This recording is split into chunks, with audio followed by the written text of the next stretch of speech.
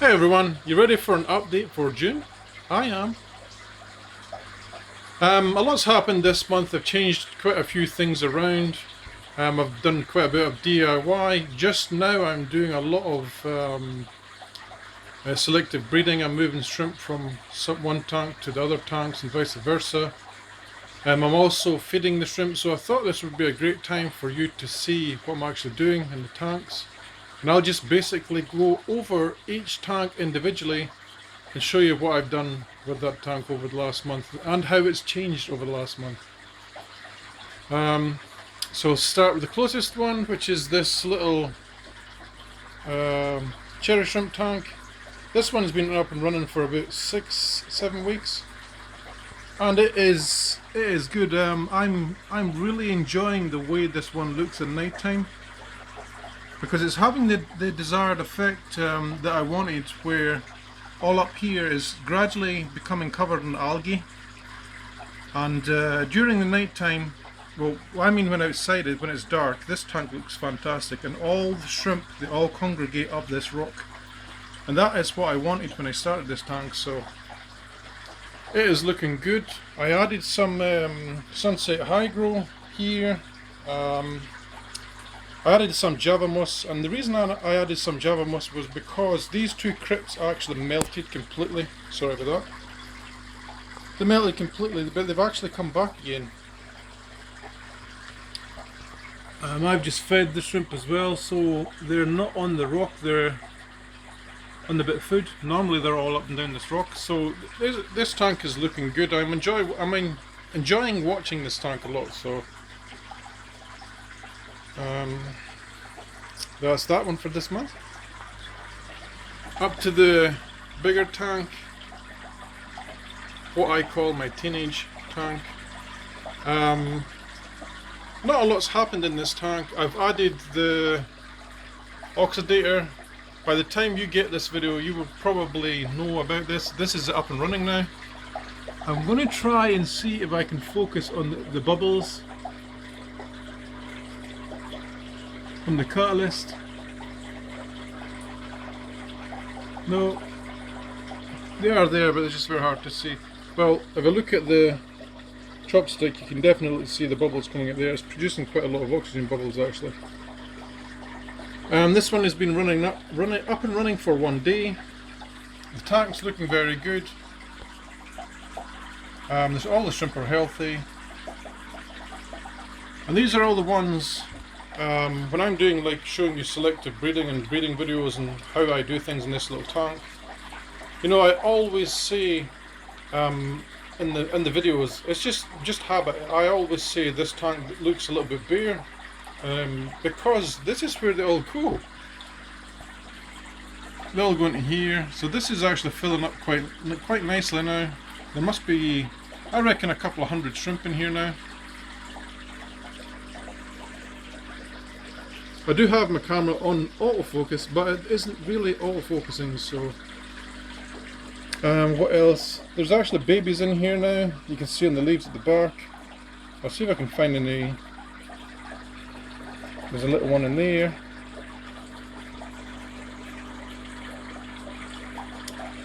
There's little ones here.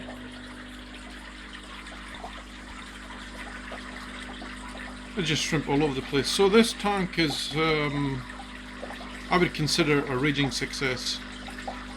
It is producing babies, a couple hundred shrimp in here. I mean, I started this tank, let me think about this. I started this tank 1 month before I started doing YouTube videos, and I've now been doing YouTube videos for I think 3 months at the most. So that's a couple of hundred shrimp in here now in 3 months, which I think is fantastic. And all the lids are off because it reduces the temperature, as you can see here, 23.4, which is okay for this tank through the day. I have the fan going. Actually, you know, while you're here, if you bear with me, I'm actually going to put these shrimp into this tank, and you can watch them being released. These are Michelins that have come at my Taiwan B tank.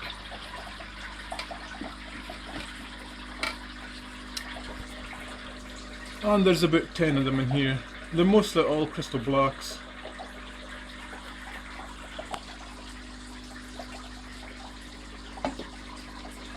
So this is the great thing about doing, you know, having all your water the same parameters. Let's see. I'll try and float this a little bit because it's a little bit hard for me to hold it and film at the same time. I need to focus the camera.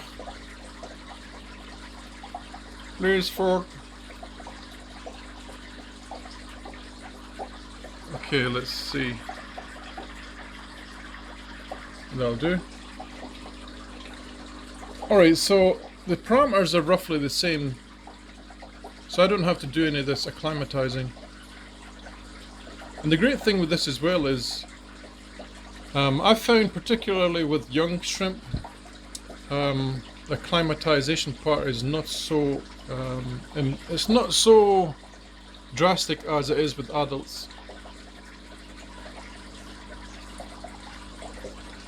But if I was to do this with adults, I would have to drip acclimatize them to this tank, even though I think the difference is only like 5 parts per million difference in TDS.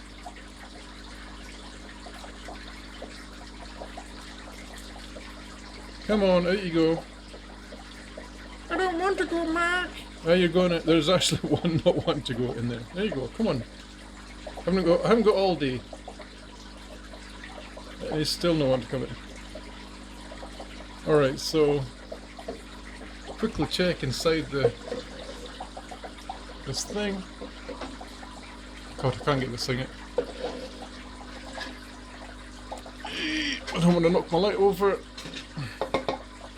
I'll just leave it out there just now until I'm done.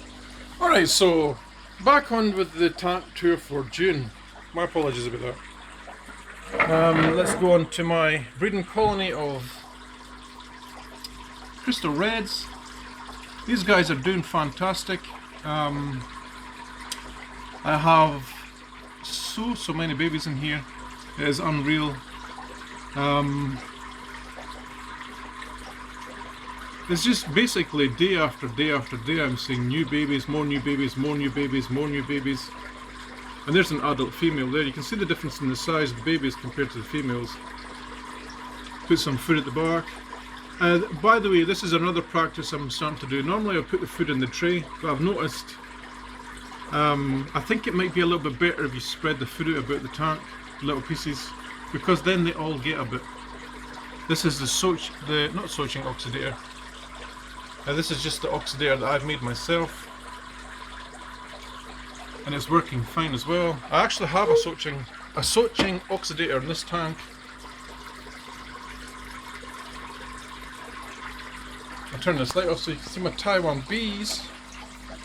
Oh, by the way, out of this tank this month I've taken, including today, I've taken 8 Taiwan bees out of this tank. So the Michelin mothers that have come out of this tank are still, well, they're basically F2s, so they're crossbreeding with each other. And I mean, I'm getting hundreds of crystal reds and they're still popping out a small percentage of I would say nearly 100% red coloured Taiwan bees.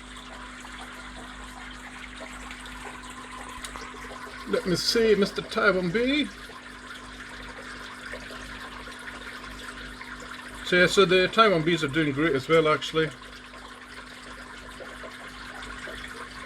can see I have a lot of red ones. Most of these are coming from the other side. Oh, let me see now. Where is she? I actually have a buried Taiwan bee female in here, if I can spot her. Can't see her though. She's a wine red. This is her there actually. You can probably just make out that she's buried in this picture. So she's a mama. I have an assassin snail in here just to keep the trumpet snails a little bit under control, because I think I was overfeeding them before. And this was noticeable one night when I came in here, and I had just put in a little bit powdered food for the babies, and there was Malaysian trumpet snails all over the glass of all my tanks, so it's time to cut that in the bud, because when I'm breeding shrimp, right, I want my tanks to be optimized for breeding shrimp. Now that includes food management, that also will include waste management. Food management, let me say that again. Food management and waste management. So if I have Malaysian trumpet snails, a lot of them in this gravel, in the substrate, sorry, and they're eating food and they're hiding and I can't really see the true numbers of them, then that's adding to the bio load of the tank. I reckon if I cut some of the Malaysian trumpet snails bio load down, I can have more shrimp, which makes sense. So, because then if there's no Malaysian trumpet snails, well, I'm not saying no, I'm saying not so many. If there's not so many, then of course, as I just said, I will be able to have more shrimp. So these Malaysian trumpet snails, not Malaysian trumpet snails, assassin snails are doing a great job. They seem to have got my trumpet snail population down a little bit. The other thing you will notice about the tanks this month as well is the lack of plants. If you go through a lot of the shrimp breeder videos on YouTube, you know I'm talking about the big shrimp breeder videos, none of them have fully planted tanks.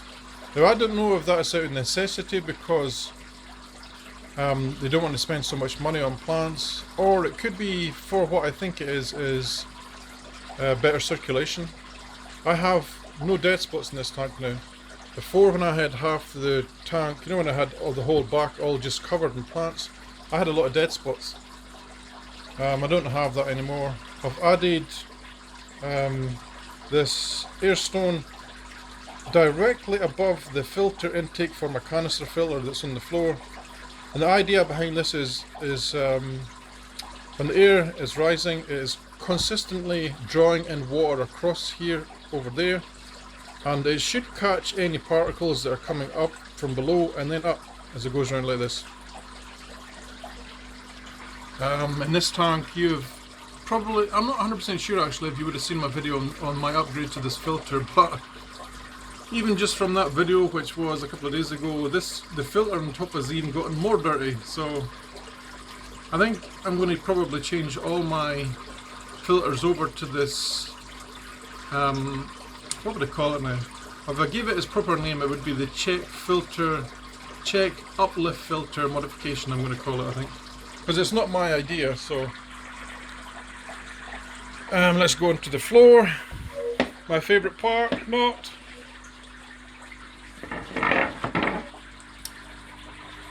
Okay. These guys have basically exploded. There is 8 buried females in here just now, and there is shrimp all over the floor on the bottom.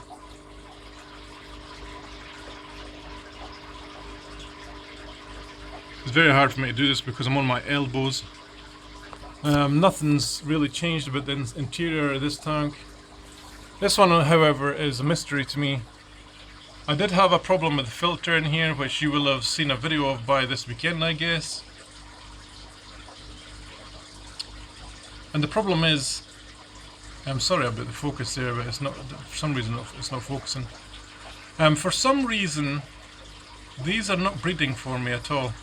I don't even have one single buried shrimp, and I haven't seen a shrimplet in here. But it did have its problem with that filter at the back that was catching shrimp, and it might have created a little bit of a problem with ammonia. So, but that was a while ago. That was a few weeks ago. So I don't know why they're not breeding for me. I did see buried shrimp in here before, but those were the ones that got caught in the filter, I think. But we'll just have to wait and see. I mean, they have exactly the same conditions as this tank. The tanks are almost identical. They have the same plants, same bricks, same gravel, same mixture of substrate. They get the same food, the same leaves. They have the same filter. They even have the same lighting on top, so we shall see. Okay, this is a little bit of a new one for you guys that wouldn't have seen this before. I used to have 2 bronze catfish in here and the mono shrimp, and you know, I was thinking, you know, I should really do something with this tank because I love to breed shrimp. And I'm just going to set up, guys, because it's hard for me to lean down there and talk at the same time. Because I actually have a very, very sore back today, so... But that is for another video. Yeah, so this tank, I thought it was sitting there and it was a bit of a waste because I actually have, my daughter has quite a decent size goldfish tub upstairs, and it holds, let me think, probably 50-60 litres of water, and she only has 2 goldfish in it, so I thought the 2 bronze catfish can go in there. The water is warm enough because it's upstairs, and you know, I could use this for put more shrimp in. That filter on the top with the flow coming across the tank, before I put shrimp in here, because I'm going to leave this for maybe a week or 2 to properly build up enough biofilm and enough bacteria so that it can look after my shrimp. What I'm going to do is once this happens, I'm going to turn this spray bar around to face the glass so it's not as strong as this, because I think it's going to look cool. And I was thinking, what, you know, all the shrimp I have, right? One of the types of shrimp that I've not really focused on is Goldens or Snow Whites. And I'm not going to say like for 100% sure if I have Goldens or if I have Snow Whites. Some of my shrimp, they look like Snow Whites, but they might have golden genes. And some of the Goldens are blatantly obvious that they're Goldens because they're kind of gold. So I was thinking my best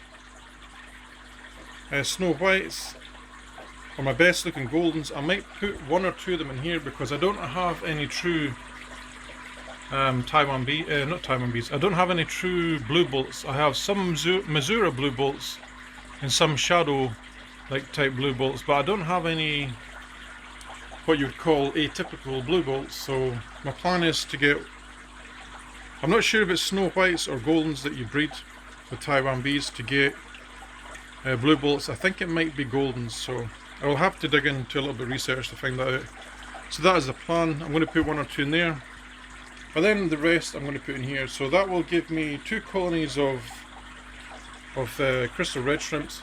This will be my breeding colony. This will be my attempt at my own pure line. This will be crystal blacks. As I said before, I have this top one which is a mix. Taiwan bees here. This one will be whites. So that will be quite a few different tanks with a few different species. I suppose I should update you on my little, on this little fella. I put an Amano shrimp in here yesterday, but I haven't seen him since, so they have some food in the corner. Oh yeah, so I'll just pull this light up so you can see a little bit better here. What have I done with this tank this month? Basically, since my last video, a lot of these plants were taken out and they were put into these 2 tanks, and I didn't really like it, as I've explained to you, with the lack of water flow, so I shifted them back.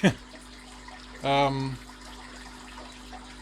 one of the big things I did was I cleared a lot of the floating mass off the top, you know, just to give it a little bit more light down the sides, because this side was pretty bare in biofilm. You can see all over this side it is pretty covered in green algae and biofilm, and that's exactly what I want for this tank. I want it to be covered in green algae and biofilm. Is that shrimp down there? This little fella here. Yeah, so that was the plan with that. So I think that is probably my update for... Oh no, actually one more thing before I go. I'm just going to cover this in this video because You know what it's like, once you get talking about a certain subject, it's better to talk about it when it's in your mind and not... I'm not going to make another video basically explaining my water changes, so... Rip earphones there, my apologies. I didn't do a very good job of explaining how I do my water changes now in that water change video, revision video that I did. So I didn't actually tell you my conclusion. Well, I did tell you my conclusion. What I didn't do was I didn't tell you what my water change regime is now, because someone asked, and it didn't occur to me in that video that, you know, I didn't actually tell you what I actually do now. All you knew is that, that I do more regular water changes. So this is what I do now. This ties in with my feeding. So I have Monday feeding day, which will be some kind of solid food, or the other Garnelia Tom. I don't know if it is Garnelia Tom actually. GT Essentials Shrimp Pudding Classic. On the Tuesday, I will feed all my tanks a bacterial food. On the Wednesday, I will give them another solid food. So that is, every 2 days I'm feeding a solid food, and I'm missing a day. So on the Wednesday I will have a water change. So there you go, there's my water change bucket up there. I will I let that fill up, and I rework the remineralizer to 140 TDS, and I let that sit for at least 24 hours before I put it in a tank. I'm actually trialing this what's it called? Shrimp King's Bee Salt GH Plus by Dinerl, and it contains vitamin C and other added minerals, so that's me trying that, because it is a little bit cheaper than the shrimp, salty bee shrimp, because I think salty bee shrimp, for as good as it is hell of an expensive product. For that I pay, let me think about this, for that's 230 grams? I think it is, yeah. I pay, let me think of this, it must be like $25, and then I have to add shipping onto that. So you're talking about $35, $40 for 230 grams of salt, pure salt, that has a little bit added calcium. Now, that is expensive. In anybody's book, that is expensive. Anyway, so I'm looking for alternatives, because I can't keep on shelling out that much money on a GH buffer, because, as I said, now my water change regime is going to be changed. It's going to be twice a week, and this is the reason I'm doing it twice a week now, is to beat the need to do top-ups with RO water. So that means Wednesday water change day and solid food day. Thursday is another bacterial food day. Bacterial food is primarily for to grow biofilm and to feed all the babies. Friday would be another solid food day, which might be something like, for example, what is a very, very good food for a Friday in my regime anyway, is to feed a nettle leaf, because shrimp are all my shrimp are always a little bit slow to go to nettle leaves, and how that is good for us is it gives them tons of calcium, but it also gives them a little bit more food over the days that they are not going to get food, because they're a little bit slow in taking the food. It lasts a little bit longer. Right, so Saturday I don't feed anything. Sunday I don't feed anything. So it's 2 days, it's like a fast day basically. So that's why it's good on a Friday to give your shrimp nettles on a Friday, because then that little bit of food will last a little bit longer. Typically they might still have the same bit nettle leave in the tank on the Saturday, so that is the reason I do that. I hope that clears things up. If you have any questions, please feel free to leave them in the comment section below, and I'll answer them as soon as possible. I hope you enjoyed this video today. Maybe I've ranted on a little bit, but it is the kind of videos I want to make now, where I tell you things off the cuff, and because I think videos work better that way. I'll just pan it and say goodbye until next month. See you later, guys. Bye.